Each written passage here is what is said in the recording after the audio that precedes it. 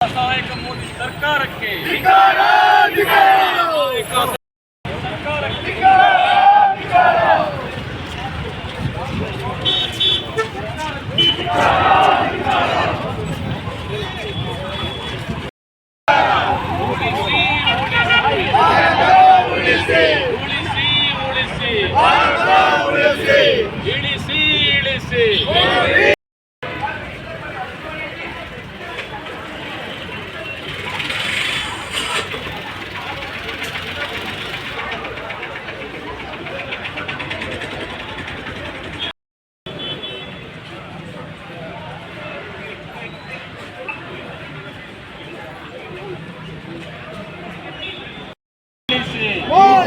ಇಳಿಸಿ ಸಕ್ಕರೆ ಹಾಕ್ಬಿಡಿ. ಬಿಜೆಪಿ ಸರ್ಕಾರಕ್ಕೆ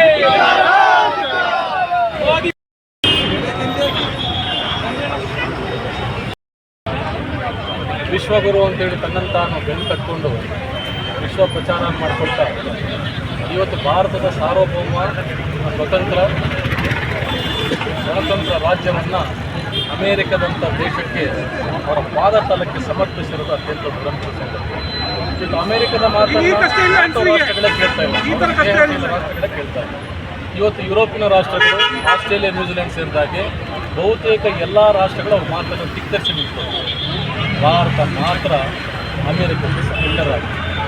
ಸೊ ನಮ್ಮ ನಾಯಕರು ಹೇಳ್ತಾರೆ, ನರೇಂದರ್ ನೀವು ಸರೆಂಡರ್ ಅಂತ ಹೇಳಿದ್ರೆ ಬೆನ್ನು ಬಗ್ಗಿಸಿ ಇವತ್ತು ಶರಣಾಗತಿ ಆಗ್ತಿರುವಂಥ ಪರಿಸ್ಥಿತಿ ಭಾರತದ ಘನತೆಯನ್ನು, ಗೌರವವನ್ನು ಇಷ್ಟು ಸುದೀರ್ಘ ವರ್ಷಗಳ ಕಾಲ ನಾವು ಕಾಪಾಡಿಕೊಂಡಂಥ ಭಾರತದ ಪ್ರತಿಷ್ಠೆಯನ್ನು ಇವತ್ತು ಮಣ್ಣಾಗಿಸಿದೆ. ಇದು ಒಂದು ಕಡೆ ಆದರೆ ಯುದ್ಧ ಆರಂಭ ಆಗುತ್ತೆ ಅನ್ನುವ ಸ್ಪಷ್ಟವಾದ ಸೂಚನೆ ಮೋದಿ ಸರ್ಕಾರಕ್ಕೆ. ಒಂದು ವಿದೇಶಾಂಗ ನೀತಿಯನ್ನು ಅನುಸರಿಸ್ತಾ ರಷ್ಯಾದಿಂದ ಆಮದು ಮಾಡಿಕೊಳ್ತಿದ್ದಂಥ ಕಚ್ಚಾ ತೈಲವನ್ನು ಆಮದು ಮಾಡಿಕೊಳ್ತಿದ್ದಂಥ ಭಾರತ ಅಮೇರಿಕದ ಮಾತಿಗೆ ಕಟ್ಟು ಬಿದ್ದು ರಷ್ಯಾದಿಂದ ಕಚ್ಚಾ ತೈಲ ಆಮದನ್ನು ಸ್ಥಗಿತಗೊಂಡು ಇತ್ತ ಇರಾನ್ ಭಾರತದ ರೂಪಾಯಿಯಲ್ಲಿ ಕಚ್ಚಾ ತೈಲವನ್ನು ಪೂರೈಕೆ ಮಾಡ್ತಿದ್ರು. ವಿಶೇಷವಾದ ಒಂದು ಲೈನನ್ನೇ ಕೂಡ ಭಾರತಕ್ಕೆ ಒದಗಿಸಿಕೊಟ್ಟಿದ್ರು. ಭಾರತದ ಜೊತೆ ಸ್ನೇಹ ಸಂಬಂಧಗಳನ್ನ ಕಾಪಾಡಿಕೊಂಡು ಬರ್ತಾರೆ. ಅಗತ್ಯವಿದ್ದಂಥ ಕಚ್ಚಾ ತೈಲವನ್ನು ಕೊಡ್ತಾರೆ. ನಮ್ಮ ಅಗತ್ಯದ ಬೇಡಿಕೆಗಳನ್ನು ಈಡೇರಿಸ್ತಾ ಇದ್ದಾರೆ. ಭಾರತದ ಅಂತಾರಾಷ್ಟ್ರೀಯ ಕಚ್ಚಾ ತೈಲ ಬೆಲೆ ಇದು ಅಂತಾರಾಷ್ಟ್ರೀಯದಲ್ಲಿ $56, $60ಗೆ ಮಾತ್ರ ಸೀಮಿತವಾಗಿದೆ. ಒಂದು ಕಾಲಘಟ್ಟದಲ್ಲಿ $104 ಇತ್ತು ಮನಮೋಹನ್ ಸಿಂಗ್ ಸರ್ಕಾರ ಇದ್ದಾಗ.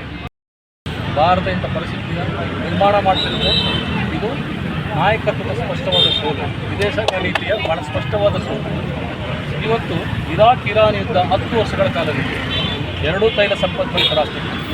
ಆಗ ಭಾರತ ಸದೃಢವಾಗಿ ನಿಂತುಕೊಂಡು ಅಭಿಮಾನವಾಗಿ ನಿಂತುಕೊಂಡು ಪರಿಸ್ಥಿತಿಯನ್ನು ನಿಭಾಯಿಸಿಕೊಂಡು ಅಮೇರಿಕ ಮತ್ತು ಇರಾಕ್ ಯುದ್ಧಗಳು ನಡೆದಿತ್ತು. ಅವತ್ತು ಕೂಡ ಭಾರತ ಸದೃಢವಾಗಿ ತನ್ನ ಸ್ವಾಭಿಮಾನವಾಗಿ ಈ ಮಟ್ಟಕ್ಕೆ ಗ್ಯಾಸ್ನ ಬೆಲೆಯನ್ನು ದುಸ್ತರ ಮಾಡುವಂಥ ಕೊರತೆಯನ್ನು ಎದುರಿಸುವಂಥ ಪರಿಸ್ಥಿತಿಯನ್ನು ನಿರ್ಮಾಣ ಮಾಡಿಕೊಂಡಿತ್ತು. ಇವತ್ತು ಯುದ್ಧ ನಡೆದು ಕೇವಲ 15 ದಿನಕ್ಕೆ, ಒಂದು ವಾರಕ್ಕೆ ಭಾರತದಲ್ಲಿ ತೈಲ ಅಭಾವ ಆಗಿದೆ ಅಂತಂದರೆ, ಅಡುಗೆ ಅನಿಲ ಕೊರತೆ ಬಿದ್ದಿದೆ. ಇದರಿಂದಾಗಿ ಭಾರತದ ಆರ್ಥಿಕ ಪರಿಸ್ಥಿತಿ ಕುಸಿದು ಬಿದ್ದಿದೆ. ಕೇವಲ ಒಂದು ದಿನಕ್ಕೆ 3 ಕೋಟಿ ನಷ್ಟ ಅಂತೇಳಿ ಹೋಟೆಲ್ ಉದ್ಯಮದವರು ಹೇಳ್ತಾ ಇದ್ದಾರೆ. ಕರ್ನಾಟಕದಲ್ಲಿ ಇಡೀ ಭಾರತದಲ್ಲಿ ಎಷ್ಟು 100 ಕೋಟಿಗಳ ನಷ್ಟ ಇವತ್ತು ಮೋದಿ ಸರ್ಕಾರದ ಅಸಹಾಯಕತೆಯ, ಅಸಮರ್ಥತೆಯ, ಅಲ್ಲಿಯ ಆಡಳಿತದ ವೈಖರಿಯ ಫಲವಾಗಿ ಭಾರತ ಪರಿಸ್ಥಿತಿಯನ್ನು ಎದುರಿಸ್ತಾ ನಿರುದ್ಯೋಗವನ್ನು ಎದುರಿಸ್ತಾ ಇದೆ. ಇದು ಕೈಗಾರಿಕಾ ವಲಯದಲ್ಲಿ ವಿಸ್ತರಿಸ್ತಾ ಇದೆ.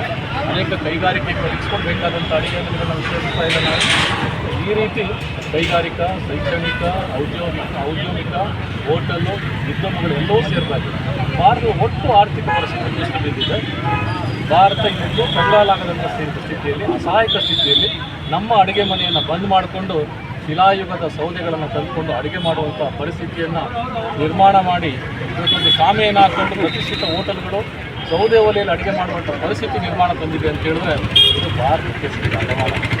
ಇದು ಭಾರತದ ರಾಷ್ಟ್ರದ ನಡೆಸಲಿಕ್ಕೆ ಅಸಹಾಯಕರು, ಅಸಮರ್ಥರು, ನಿರ್ವೀರ್ಯರು ಅನ್ನೋದು ಸಾಧ್ಯತೆ ಆಗುತ್ತೆ. ಈ ಗಳಿಗೆ ಯುದ್ಧ ಬಹುಶಃ ಇನ್ನೂ ಹಲವು ದಿನಗಳಾಗುವುದು. ಭಾರತದ ಪರಿಸ್ಥಿತಿ ಹೆಚ್ಚಿಗೆ ಅಂತಾರಾಷ್ಟ್ರೀಯ ತೈಲ ಬೆಲೆ 104 ದಾಟ್ತಾ ಇದೆ. ಕಾಲದಲ್ಲಿ ಏನು ಕಾಲಘಟ್ಟದಲ್ಲಿ ದಾಟಿತ್ತು ಅದನ್ನು ದಾಟ್ತಾ ಇದೆ. ಅಮೇರಿಕನ್ ಡಾಲರ್ ಬೆಲೆ ಕೂಡ 92-93 ದಾಟ್ತಾ ಇದೆ. ಯಾವುದನ್ನೂ ನಿಭಾಯಿಸಲಿಕ್ಕಾಗ್ತಾ ಇಲ್ಲ. ಅಸಹಾಯಕರಾಗಿ ಕಂಗಾಲಾಗಿದ್ದಾರೆ. ಚುನಾವಣೆ ಕಡೆಗೆ ಮಾತ್ರ ಮೋದಿ ಕೇರಳಕ್ಕೆ, ಪಶ್ಚಿಮ ಬಂಗಾಳಕ್ಕೆ, ತಮಿಳುನಾಡಿಗೆ ನಿರಂತರವಾಗಿ ಭಾರತದ ಯಾವುದೇ ಪರಿಸ್ಥಿತಿಯ ಬಗ್ಗೆ ಅವಲೋಕನ ಮಾಡದೆ ತಲೆಯನ್ನು ಕಡಿಸ್ಕೊಳ್ಳದೆ ನಿರ್ಲೀತರಾಗಿ ಚುನಾವಣೆ ಗೆಲ್ಲುವ ಏಕಮಾತ್ರ ತಂತ್ರಜ್ಞಾನದಲ್ಲಿ ತೊಡಗಿಸಿಕೊಂಡಿದ್ದಾರೆ. ಇಂಥ ಒಂದು ಸ್ಲೇಮ್ಲೆಸ್, ಇಂಥ ನಾಚಿಕೆಗೇಡಿ ಮತ್ತು ನಿರ್ಲಜ್ಜ ಪ್ರಧಾನಮಂತ್ರಿಯನ್ನು ಭಾರತದಲ್ಲಿ ಕಂಡಿಲ್ಲ. ವಿಶ್ವಗುರು ಅಂತ ಹೇಳುವ ಈ ವ್ಯಕ್ತಿ ಇಡೀ ವಿಶ್ವದಲ್ಲಿ ಭಾರತವನ್ನು ತಲೆತಗ್ಗಿಸುವಂಥ ಪರಿಸ್ಥಿತಿ ನಿರ್ಮಾಣ ಮಾಡಿದ್ದೇ ವಿಶ್ವಗುರುತನವನ್ನು ಬೆಳೆಸ್ಕೊಂಡಿದ್ದ ದ್ಯೋತಕ ಅಂತೇಳಿ ಕೇಳಬೇಕಾಗ್ತದೆ. ಆಕ್ಸ್ಫರ್ಡ್, ಕೇಂಬ್ರಿಡ್ಜಲ್ಲಿ ಓದಿದಂಥ ವಿದ್ಯಾವಂತನನ್ನು ದೇಶದಲ್ಲಿ ಕೊಟ್ಟು ಅಂತ ಹೇಳ್ತಾರೆ. ಖಂಡಿತವಾಗಿ ನಾನು ಓದಿದ ಬಗ್ಗೆ ದಾಖಲೆ ಒದಗಿಸಲಾಗದಂಥ ಮೋದಿಯನ್ನು ವಿಶ್ವಗುರು, ಇದು ದೇಶ ದುರಂತ ದೇಶ.